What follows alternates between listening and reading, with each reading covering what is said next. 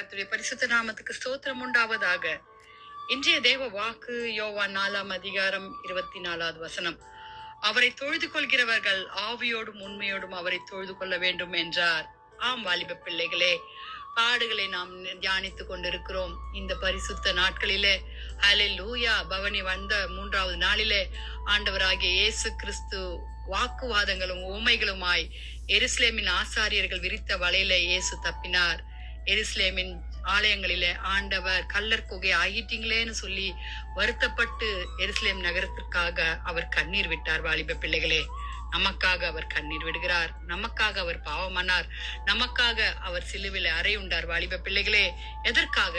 ஆண்டவராகிய இயேசு கிறிஸ்து கல்லர் குகை ஆக்கிட்டீங்களே, என்னுடைய வீடை கல்லர் குகை ஆயிட்டீங்களேன் என்று அங்கலாய்த்து கொண்டிருக்கிறார். வாலிப பிள்ளைகளே, லூக்கா 19 அதிகாரம் 45 வசனத்துல, பின்பு அவர் தேவாலயத்திலே பிரவேசித்து அதிலே விற்கிறவர்களையும் கொல்லுகிறவர்களையும் புறம்பே துரத்த தொடங்கி, என்னுடைய வீடு ஜெப வீடா இருக்கிறது என்று எழுதியிருக்கிறது, நீங்களோ அதை கல்லர் குகை ஆக்கினீர்கள் என்றார். ஆம் வாலிப பிள்ளைகளே, அவருடைய வீடு, அவருடைய ஊழியத்தில ஆண்டவர் ஆவியோடு உண்மையோடு தொழுது கொள்ளுங்கள் என்று தேவாலயத்தை குறித்து அவர் சொல்லிக் கொண்டிருக்கிறார்.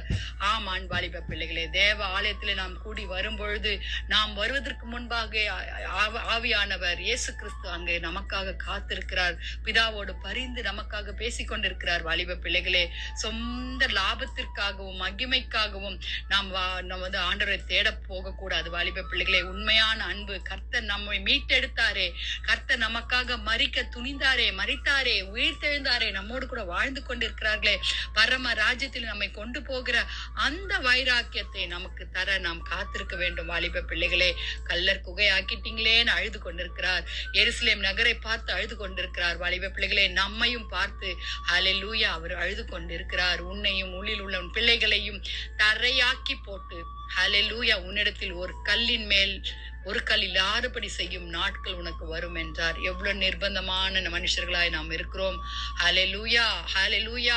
அங்க தேவ ஆலயத்துல பரிசுத்தம் காணப்பட வேண்டும். தேவ ஆலயத்துல உண்மை காணப்பட வேண்டும். கரைத்திரை முதலானவைகள் ஒன்றும் இல்லாமல் பரிசுத்தம் பிழையற்றதுமாய் மகிமுள்ள சபையாய் அவரை ஹல்லேலூயா முன்னிறுத்த வேண்டும் என்று தம்மை தாமே அதற்கு ஒப்பு கொடுத்து மரணமடைந்தார் என்று எபேசியர் 5 அதிகாரம் 25, 27 வரைக்கும் சொல்லுது. வாலிப பிள்ளைகளே, நாம் எப்படியாக இருக்கிறோம்? ஆண்டவராகிய இயேசு கிறிஸ்துவை ஆண்டவர் சொந்தம் இந்த சரீரம் இயேசுவின் தங்கும் ஆலயமா இருக்கிறதா?